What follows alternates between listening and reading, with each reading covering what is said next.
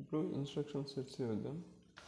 Instruction sets బేసిక్గా 3 ఉంటాయి. Data transfer instructions, data manipulation instructions. అలా మళ్ళీ డేటా మ్యానిపులేషన్లో అర్థమెటిక్, లాజిక్, షిఫ్ట్ ఉంటుంది. తర్వాత ప్రోగ్రామ్ కంట్రోల్ ఇన్స్ట్రక్షన్స్, ఇవి ఇంపార్టెంట్. ఇలా బ్రాంచ్ అండ్ జంప్ అలాంటి ఇన్స్ట్రక్షన్స్ ఉంటాయి. ఓకే, ఇప్పుడు మనం డేటా ట్రాన్స్ఫర్ ఇన్స్ట్రక్షన్స్ చూద్దాం ఈ వీడియోలో. నెక్స్ట్ వీడియోలో 1 by 1 డీటెయిల్ డిస్కస్ చేద్దాం.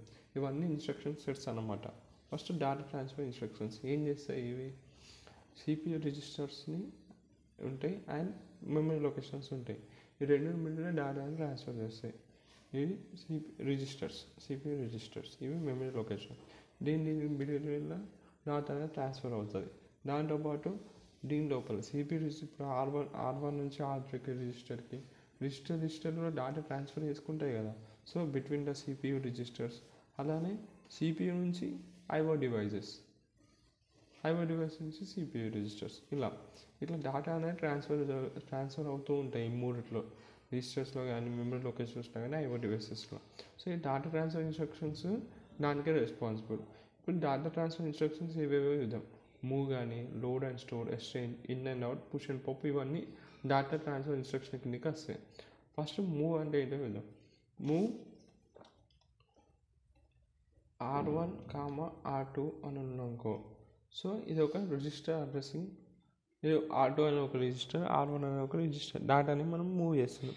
ఇప్పుడు సపోజ్ దాని అర్థం ఏంటంటే, ఒకవేళ బిఫోర్ R1లో 23 ఉంది, తర్వాత R2లో 34 ఉంది. ఇదేంటిది? సోర్స్. R1 అనేది ఏంటిది? డెస్టినేషన్. అంటే సోర్స్ నుంచి డెస్టినేషన్కి డేటా అనేది ట్రాన్స్ఫర్ కావాలి. సో ఇక్కడ 34 ఉంటే ఇది కాపీ కావాలి.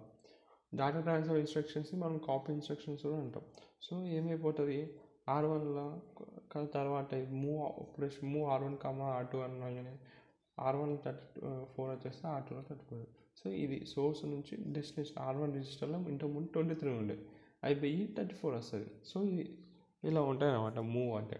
ఓకే, ఇప్పుడు మూవ్ R1, #500 అనుకో, ఏమని చెప్పిన ఇట్లా హ్యాష్ట్యాగ్ ఉంటే దీన్ని ఇమ్మీడియట్ అడ్రసింగ్ మోడ్ అంటారు. ఓకే, ఇది ఇమ్మీడియట్ అడ్రసింగ్ మోడ్ ఏంటి? ఐఓ డివైసెస్ నుంచి డైరెక్ట్ రిజిస్టర్కి ట్రాన్స్ఫర్ చేస్తుంది. ఓకే, తర్వాత move R3, X.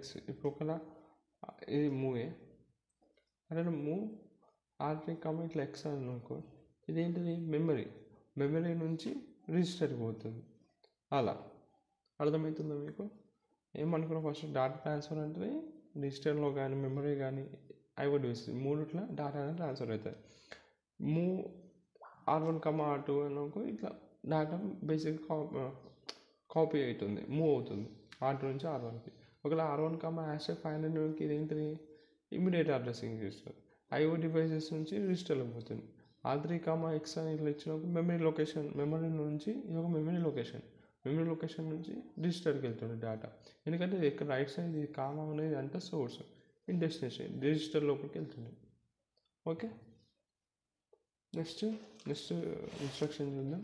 That is load and store. ఇది ఇప్పుడు మూవ్కి లోడ్కి డిఫరెన్స్ ఏంటంటే, ఇది ఏంటిది? Is response only data transfer between memory location and again. ఏది లోడ్ అండ్ స్టోర్ ఉందో, ఈ load and store only responsible for only data transfer between దేనికంట? Memory location and accumulator.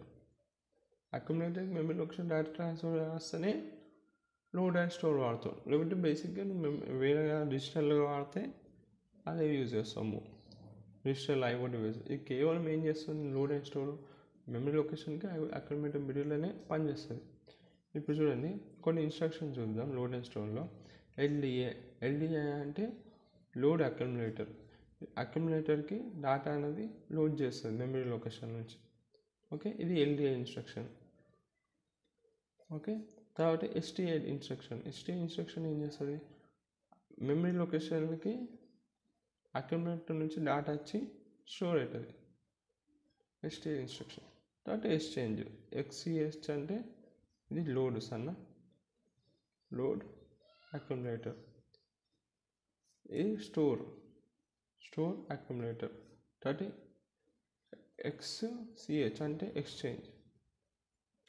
R1 రిజిస్టర్కి data అనేది ఎక్స్చేంజ్ అవుతుంది R2 నుంచి. Okay, ఇవన్నీ load and store instructions. Okay, అర్థమైంది కదా. లోడ్ అండ్ స్టోర్స్ ఇవి ఎప్పుడు యూజ్ చేస్తాం? ఎప్పుడైతే data transfer between memory location and accumulator ఉంటే అప్పుడు లోడ్ అండ్ స్టోర్ యూజ్ చేస్తాం. అదే difference between load and store and move.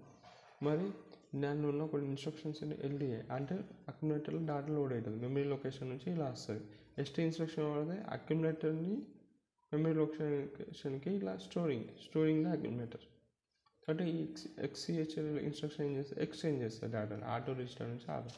Okay, తర్వాత నెక్స్ట్ ఇన్స్ట్రక్షన్ వచ్చేది ఇన్ అండ్ అవుట్ ఇన్స్ట్రక్షన్. బేసిక్గా మూవ్ అయిపోయింది, లోడ్ అండ్ స్టోర్ అయిపోయింది, ఎక్స్చేంజ్లో మాట్లాడుకున్నాం. అట్లనే in and out, push and pop ఉన్నాయి. ఇవన్నీ 5 డేటా ట్రాన్స్ఫర్ ఇన్స్ట్రక్షన్స్. ఓకేనా. ఇప్పుడు ఇన్ అండ్ అవుట్ చూద్దాం. ఇన్ అండ్ అవుట్ అంటే సింపుల్. ఇప్పుడు ఎన్ అని ఇది లెఫ్ట్ సైడ్ ఉన్న మీకు డిస్క్రిప్షన్. ఇన్ అనుకో ఇన్పుట్ డివైజెస్ నుంచి CPU రిజిస్టర్కి వస్తుంది. ఇవన్నీ నీకు ఇన్పుట్ డివైజెస్ ఉంటాయి. ఇక్కడ నుంచి ఎక్కడికి వస్తుంది? CPU రిజిస్టర్ లోపలికి వస్తుంది. ఎప్పుడు నువ్వు ఇన్ అని వాడినావు అనుకో. ఇప్పుడు మళ్ళీ అవుట్ వాడినాక ఏం చేస్తుంది?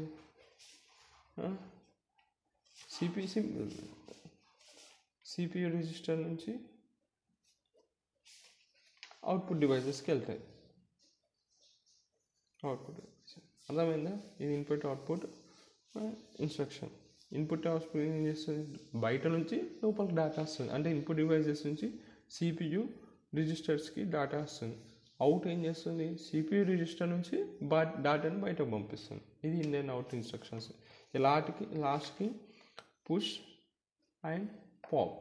స్టాక్ అంటే మీకు తెలుసు కదా, ఇట్లా ఒకటి ఇట్లా పుష్ చేస్తాం ఒకదానిపైన ఒకటి. ఇప్పుడు ఒక స్లైస్ ఆఫ్ బ్రెడ్ ప్యాకెట్ తీసుకోండి. బ్రెడ్ ప్యాకెట్ ఎట్లా ఉంటుంది? ఇట్లా ఉంటుంది, రైట్? పైన ఇట్లా ఉంటుంది అనుకున్నాం. ఇట్లా ఒకదానిపైన ఒక బ్రెడ్ ఉంటుంది. నేను ఇప్పుడు బ్రెడ్కి నెంబర్ ఇస్తాం 1 2 3 4 5 కింద ఇస్తాం 1 2 3 4 5 6 7. నాకు స్టార్ట్ బెడ్ కావాలంటే డైట్ లోపల చేయబెట్టి తీయలేము కదా. స్టార్ట్ బెడ్ ఎట్లా తీయాలి? 7th తీయాలి, 6 5 4 ఇవన్నీ ఒక్కొక్క బ్రెడ్ ఇస్తే అప్పుడు నాకు స్టార్ట్ లొకేషన్లో ఉన్న బ్రెడ్ వెళ్తుంది. అలానే పుష్ అండ్ పాప్ అంటే ఓకే, పుష్ చేయాలంటే ఒకదానిపైన ఒకటి పుష్ చేస్తాం. స్టాక్, దాన్ని స్టాక్ అంటారు. పాప్ చేయాలన్నా సేమ్. ఇప్పుడు 1 2 3 4 5 6 1 2 3 4 5 6. పాప్ అంటే తీయడం, పుష్ అంటే లోపల పెట్టడం. ఇదంటే స్టాక్ అంటారు దీన్ని. ఇప్పుడు పుష్ అండ్ పాప్ చూడండి. ఇక్కడ ఇంగ్లీష్ రాసిన transfer data present in CPU register to stock memory. CPU రిజిస్టర్లో ఉన్న డేటాని స్టాక్ మెమరీలోకి ట్రాన్స్ఫర్ చేస్తుంది పుష్. ఇది ఒక రిజిస్టర్. ఓకే, స్టాక్ మెమరీలోకి పుష్ చేస్తుంది డేటాని. ఇది పుష్ ఆపరేషన్. పాప్ ఆపరేషన్ చేస్తుంది డేటాని అయితే స్టాక్లో, ఇది మన స్టాక్లో ఉన్న డేటాని తీస్తుంది. ఎవరు? పాప్ తీసేసి రిజిస్టర్కి పంపిస్తుంది. పుష్ ఏం చేస్తుంది? డేటాని స్టాక్ లోపలికి వేస్తుంది రిజిస్టర్స్ నుంచి. ఇదే డిఫరెన్స్.